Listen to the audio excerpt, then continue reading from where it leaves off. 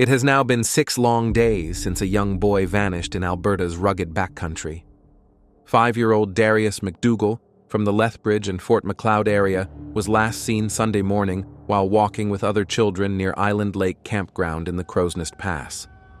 When the group returned to their campsite, Darius wasn't with them.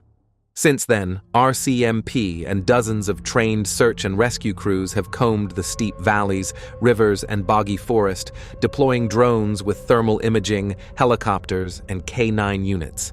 With every passing hour, the search grows more urgent, and the community waits in hope. Sunday, September 21st, 2025. It was supposed to be an ordinary morning for the MacDougall family. A camping trip near Island Lake Campground in Alberta's Crowsnest Pass, a place known for its alpine valleys, thick forests, and crystal-clear rivers. Children were playing, exploring the trails that connect Tent Mountain and Crown Land, where locals and visitors often hike.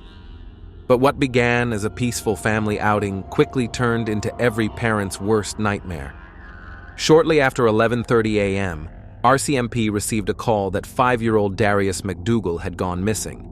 He had been walking with other children in his family, but when the group returned to their campsite, Darius wasn't among them. At first, relatives searched the immediate area themselves, calling his name, combing the trails, and retracing their steps. But after precious minutes passed with no sign of him, panic set in. They dialed 911, and that moment triggered one of the most extensive search operations southern Alberta has seen in years. Police and conservation officers responded swiftly.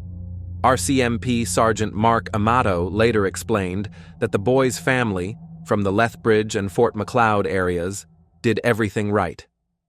They contacted authorities immediately and provided a detailed last-known location. Within hours, trained search and rescue crews from multiple jurisdictions were activated.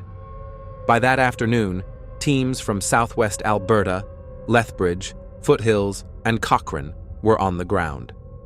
The terrain, however, is among the most challenging in the province. The search zone lies just off Highway 3, near the Alberta-BC boundary. It includes steep, forested slopes that lead into a river valley, where 2 small rivers twist through marshy bogs and beaver dams. Searchers describe it as alpine mountainous terrain, very technical. Each step is a reminder of how easily a small child could become hidden. A fallen log, a dense patch of spruce, or a muddy creek bank could all conceal signs that are critical to finding Darius. Crews began with a core search radius of about 2 to 4 kilometers around the point where he was last seen. But as hours turned into days, the search was pushed outward.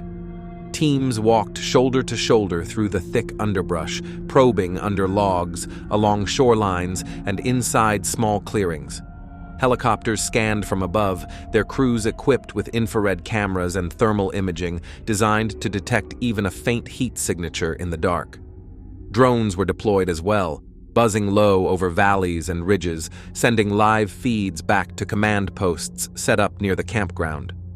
On the ground, K9 units played a vital role.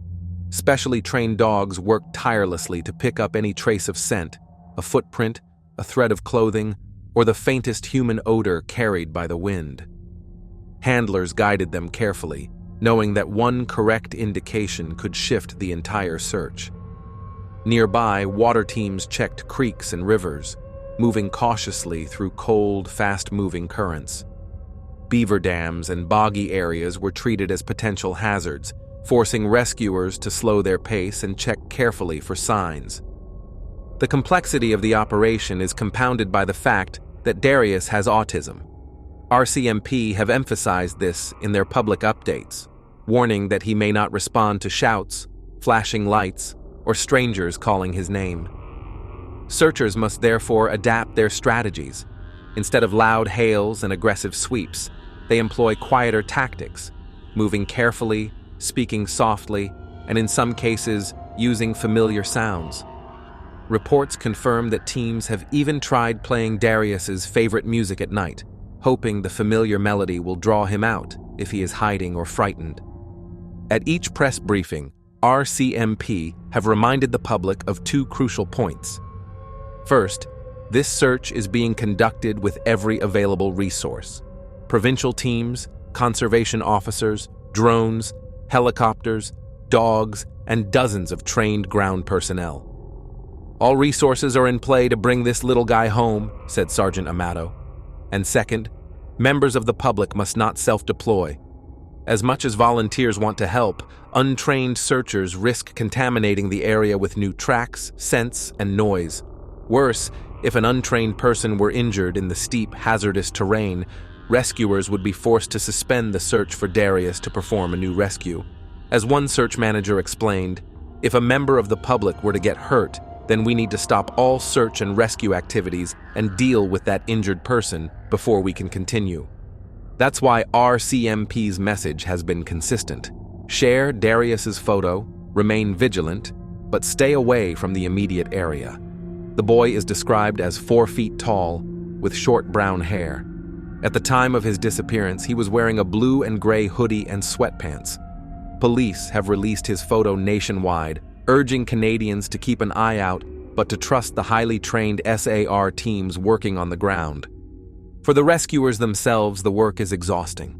Searchers move shoulder to shoulder for hours at a time through thick bush and uneven ground, often in silence. At night, teams rotate shifts, so the effort never stops. Drones and helicopters equipped with thermal cameras continue after dark, scanning for heat signatures among the trees and valleys. Every sound is investigated, every faint trace examined. Yet after 6 days, the boy has still not been found. Still, hope remains. Search managers like Peter Alfred of Southwest Alberta, Search and Rescue, say they are optimistic. The weather has been in their favor, with mild days and nights that are warmer than usual for late September. Darius does not suffer from any known health conditions other than autism. That means, as Alfred put it, there is no reason to believe there will not be a positive outcome. For the MacDougall family, the wait is agonizing. Loved ones describe Darius as energetic, curious, and full of life. They have watched as RCMP, SAR, and community members dedicate themselves to the search, holding on to the hope that each new day could bring answers. Across southern Alberta, vigils and prayer circles have formed, while online communities flood social media with Darius's photo. The situation has captured national attention, not only because a child is missing, but because of the scale and intensity of the search. Few cases highlight so clearly the challenges of finding a child in rugged Canadian wilderness. In this case, the stakes are even higher, with autism shaping every tactical decision rescuers make. And so, as the search enters day 6, the message from officials remains steady. Stay away from the area, share verified information, and trust that every available resource is being used to bring Darius home. As the hours turned into days, the search for 5-year-old Darius MacDougall transformed into a highly coordinated multi-agency operation, one that stretched across provincial lines and drew in resources from far beyond Crowsnest Pass. From the very beginning, RCMP emphasized that all available resources were in play. That meant not just local conservation officers and RCMP detachments, but specialized search and rescue SAR crews from across southern Alberta and British Columbia. Teams from southwest Alberta, Lethbridge, Foothills, and Cochrane arrived quickly. Within 48 hours, reinforcements came from neighboring provinces, trained specifically for rugged alpine and river valley terrain. Command posts were set up near Island Lake Campground. Maps were pinned with grids, aerial photos covered with markers, and digital feeds streamed live from drones and helicopters. Every search day began with a briefing, assignments given, safety warnings issued, radios checked, and teams dispatched into the wilderness. The search area itself is unforgiving. Sergeant Mark Amato described it as alpine mountainous terrain, very technical. The zone is cut by steep ridges and tangled forest, dotted with beaver dams and thick bogs. Two small rivers flow through the valley, forcing crews to wade through icy water and probe along muddy shorelines. In some places, searchers formed shoulder-to-shoulder lines, advancing slowly through undergrowth so dense that visibility dropped to just a few feet. At night, technology became the searchers' most valuable ally. Drones equipped with thermal imaging cameras scanned the ground from above, detecting heat signatures invisible to the human eye. Helicopters equipped with infrared systems swept valleys and ridges, circling again and again, relaying every possible lead back to the command center. The advantage of these tools was clear. Even in total darkness, rescuers could pick out the faint glow of a warm object in the forest. On the ground, K9 units pressed forward. Handlers trusted their dogs to pick up the scent of a small child, a difficult task in terrain crisscrossed by rivers and shifting winds. But the dogs, trained to work in all conditions, covered areas humans could not, often leading searchers into places where clues might otherwise be overlooked. Alongside them, ground crews checked under logs, inside hollows, and in thick brush, careful not to miss even the smallest sign. Despite these exhaustive efforts, every update from RCMP carried the same heartbreaking phrase: "Unfortunately, we have not yet located him." And yet, officials insist there is reason for hope. Peter Alfred, search manager with Southwest Alberta SAR, explained that Darius has no known medical conditions apart from autism. That distinction matters. While autism affects how he might respond to strangers or loud noises, his overall health gives rescuers confidence. Alfred stated plainly, "There is no reason to believe there will not be a positive outcome." Autism, however, shapes strategy in critical ways. Search managers remind crews not to rely on standard tactics, like shouting his name across the woods. Loud calls might not bring Darius closer. In fact, they might push him further away. Instead, rescuers adapt. At night, some teams play his favorite music through speakers, hoping the familiar sound will coax him out of hiding. Others move quietly, scanning for subtle signs: a footprint in the mud, a twig bent in the wrong direction, a small piece of fabric snagged on a branch. The message from RCMP to the public has been clear: do not self-deploy. As much as local residents want to help, untrained volunteers create new risks. The alpine backcountry is not only steep and forested, it is dangerous. A volunteer slipping into a bog or injuring themselves on a slope would force rescuers to halt the mission for Darius in order to evacuate the injured person. And every minute counts. If a member of the public were to be out and gets injured, then we need to stop all search and rescue activities and deal with that injured person before we can continue, Alfred explained. Instead, the public is urged to help in other ways, by sharing Darius's photo, by keeping watch in surrounding communities, and by providing any credible information directly to RCMP or Crime Stoppers.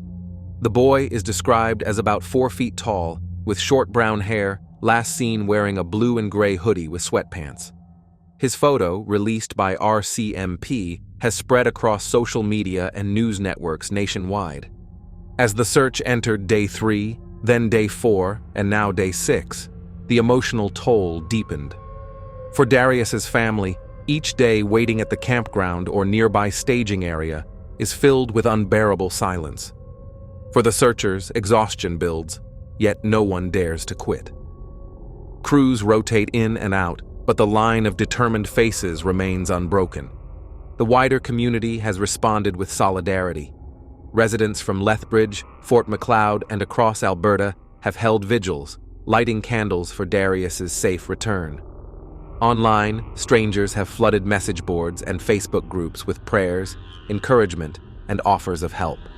But the most common post is a simple one: Darius's face, his name, and the plea to bring him home.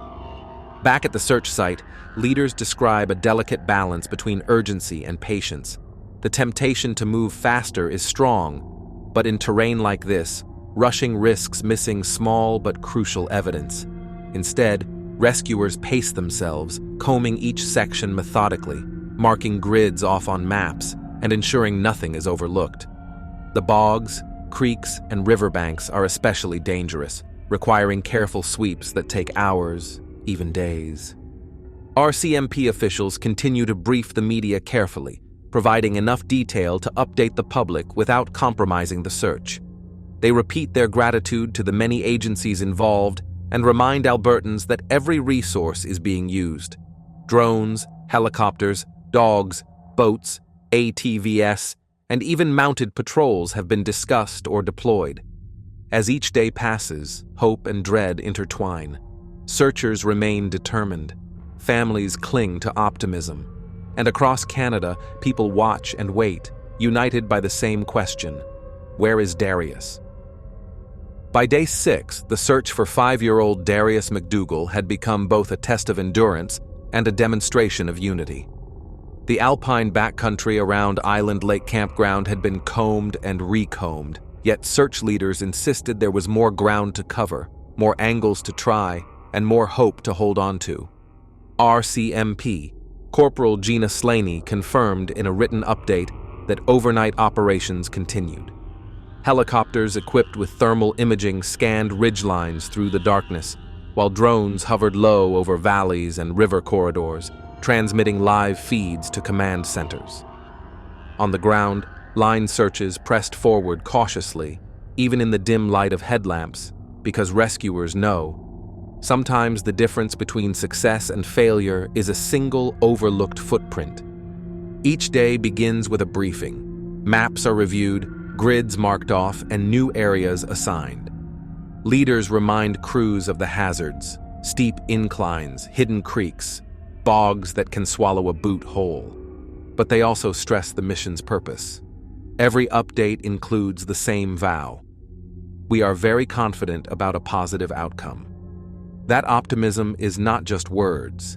It is a deliberate commitment, a morale lifeline for both searchers and the family waiting anxiously nearby. The MacDougall family from Lethbridge and Fort Macleod remains at the center of it all. Loved ones have kept vigil since the moment Darius vanished. They were the first to call police when he failed to return from that Sunday walk. And now they endure the long days and longer nights of uncertainty. Relatives describe Darius as a curious, energetic boy, drawn to adventure but easily startled. His diagnosis of autism adds a cruel twist to the search. He may be nearby, listening, but too afraid or overwhelmed to respond. That possibility has shaped search tactics. Crews have been instructed not to rely solely on shouting his name. Instead, they have experimented with familiar sounds, including playing songs he enjoys, hoping the comfort of music will coax him out. In one overnight operation, rescuers carried small speakers into the woods, broadcasting melodies known to calm him. The forest fell silent except for those gentle notes echoing through the darkness. It is a haunting image, strangers walking shoulder to shoulder, guided not just by training, but by the hope that music might bridge the gap between fear and safety. Back at the staging area, the logistics are staggering. Command posts hum with activity. Radios crackle with updates. Volunteers manage supplies: water, food, batteries, fuel for drones, and ATVs. Specialized teams rotate in, fresh after hours of rest, while others stumble back, mud-soaked and exhausted, yet unwilling to give up. The cooperation between agencies from Alberta and British Columbia has been seamless, proof of how seriously this mission is being taken. The community response has been overwhelming. In Lethbridge, vigils have been held in parks and churches, candles lit for Darius's safe return. Online, his photo has become a symbol of hope shared across Canada. Strangers post words of encouragement: "Stay strong. We're praying for you. Bring him home." For the MacDougall family, these gestures matter. They remind them that even in their darkest hours, they are not alone. Yet RCMP continue to stress caution. The public's instinct is to help by joining the search, but officials repeat their warning: do not self-deploy. The alpine terrain is too dangerous, too unpredictable. A single injured volunteer could divert critical resources. Instead, police urge people to watch for signs elsewhere, in nearby communities, along highways, in towns and villages where a small child might appear. They also stress the importance of verified tips. Anyone who may have seen Darius is asked to call Crowsnest Pass RCMP directly or submit information through Crime Stoppers. Descriptions of the boy remain central to every update. He is 4 feet tall, with short brown hair, last seen wearing a blue and gray hoodie and sweatpants. His photo, released by RCMP, shows a young face full of innocence, now etched into the minds of everyone following the case. As the search enters its 6th day, the tone is one of resilient hope mixed with sobering reality. Time is a critical factor. Nights in the Crowsnest Pass are cold, even with the ridge of high pressure keeping daytime temperatures warmer than usual for late September. Food and shelter are also concerns, especially for a young child unfamiliar with the wilderness. But experts remind us that children are resilient in ways adults might underestimate. Survival stories exist, where missing kids were found after days in the wild, tired but alive. Search leaders cling to that possibility. Peter Alfred, a veteran SAR manager, has repeated that there is no reason to abandon optimism. The young man does not suffer from any other health issues, he explained. The weather is in our favor. There is no reason to believe we won't have a positive outcome. Those words resonate far beyond the search grid. They reach the family waiting for answers, the volunteers praying at vigils, and the countless Canadians following the updates online. They remind everyone that hope is not naive, it is necessary. Every night, as crews return muddy and exhausted, there is still a sense of unfinished business. Tomorrow is another chance, another grid to clear, another valley to sweep, another moment when the faint sound of a child's voice or the unexpected bark of a search dog could change everything. And so, the search continues.